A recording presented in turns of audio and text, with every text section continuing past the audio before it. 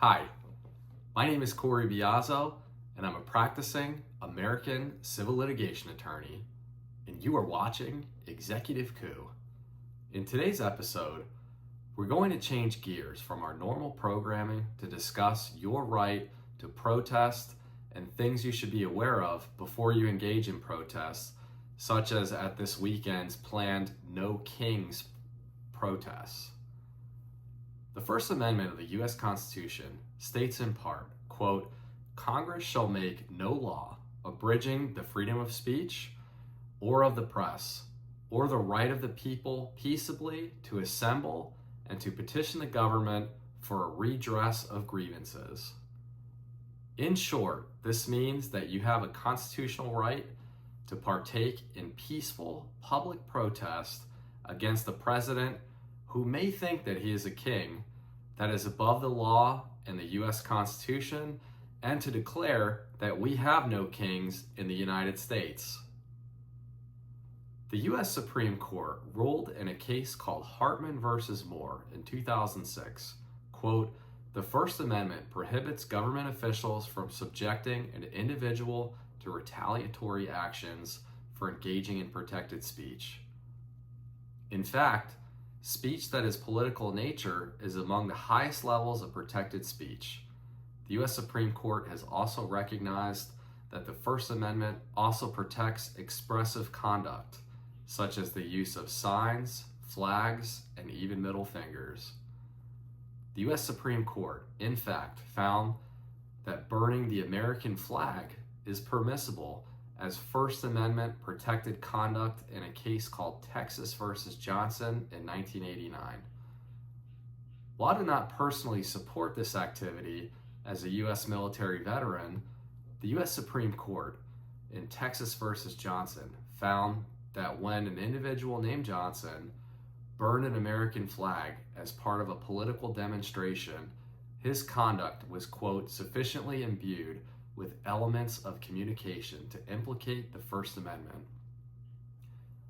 The U.S. Supreme Court has gone as far to say in a case called Brandenburg versus Ohio in 1969 that, quote, the constitutional guarantees of free speech and free press do not permit a state to forbid or prescribe advocacy of the use of force or of law violation except where such advocacy is directed to inciting or producing imminent lawless action and is likely to incite or produce such action.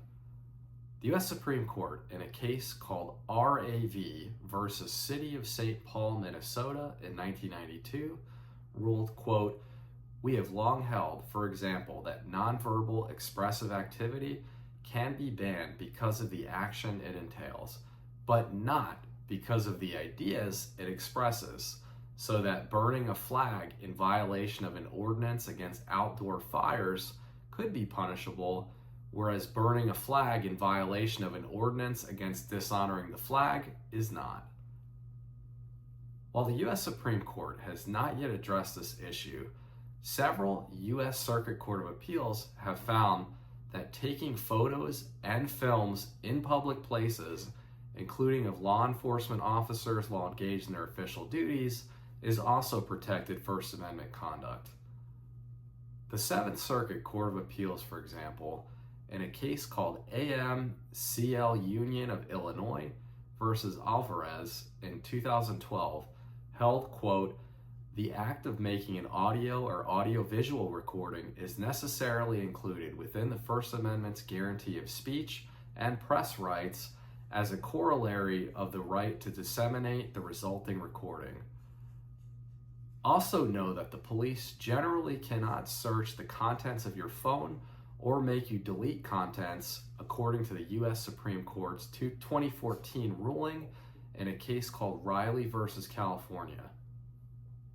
Remember, if you plan to engage in protests this weekend or at any other time, always keep it nonviolent, in authorized public places, and avoid taking out your frustrations on public or private property, whether through acts of vandalism, theft, looting, or other destructive conduct. Also, always avoid blocking traffic or access to public and private buildings. The First Amendment will not insulate you from accountability for criminal activity.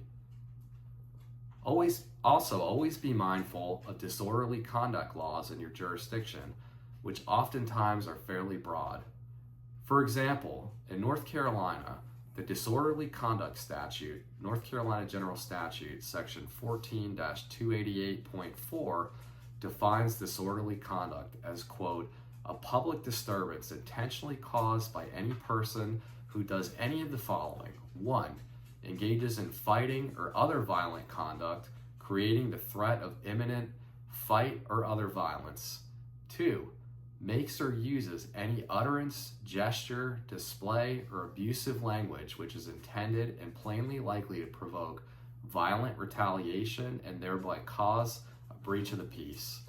In Florida, for example, the Disorderly Conduct Statute, Florida Statute Section 877.03 states, quote, whoever commits such acts as are of a nature to corrupt the public morals or outrage the sense of public decency or affect the peace and quiet of persons who may witness them, or engages in brawling or fighting, or engages in such conduct as to constitute a breach of the peace or disorderly conduct, shall be guilty of a misdemeanor of the second degree. In whatever jurisdiction you're in, if law enforcement officers order people in the area that you're in to disperse, comply, and leave, as failure to leave may also result in your arrest. If you are approached by law enforcement, it's always best to remain polite, respectful, and even-keeled. You are protected by the Fourth Amendment of the U.S. Constitution from unreasonable searches and seizures of your person and your belongings. The Fourth Amendment states in part, quote, the right of the people to be secure in their persons, houses, papers, and effects against unreasonable searches and seizures shall not be violated. If you are stopped or detained by police, be polite, don't resist, and ask, am I free to go? Remember, until you ask to leave, being stopped is considered voluntary. If the police respond to you asking if you're free to leave, no, you are not free to go, or something of that nature, then you're being detained. If you are being detained, politely ask what crime you're suspected of committing. In order to detain you, police must have a reasonable suspicion that you are engaged in or about to engage in criminal activity. That reasonable suspicion must be based on specific facts that the police can articulate. Police cannot detain you based solely on inchoate and unparticularized suspicions or hunches. There must be some minimal level of objective justification for making the stop. Keep in mind though, if you feel that you're being unlawfully detained, ask to contact an attorney and let them sort it out. And as always, the Fifth Amendment prevents you from compelled testimony, so you are not compelled to answer any questions that you may be asked. Further, you are not compelled to consent to a government search. Under the Fourth Amendment, the U.S. Supreme Court has stated in a case called United States versus Socolow in 1989, quote, the concept of reasonable suspicion, like probable cause, is not readily or even usefully reduced to a neat set of legal rules. In evaluating the validity of a stop, we must consider the totality of the circumstances, the whole picture. Know that if you are stopped, if officers have a reasonable belief under the circumstances, they can conduct an exterior pat-down of your body. This is known as a Terry stop, and this is intended for officers to be able to feel your body for weapons. They are not, however, allowed to manipulate the contents of your pocket. They can do a plain pat of the affected areas. And if they reasonably feel what they believe is a weapon, then they can extract it from you. Also, upon lawful arrest, an officer can search your person in the immediate area. However, if you're engaged in 100% peaceful protesting as protected by the First Amendment, you should have no problems with law enforcement. Stay posted and keep following Executive Coup for further updates on the apparent executive coup attempt that is occurring in the U.S. federal government at the direction of President Donald J. Trump. Thank you.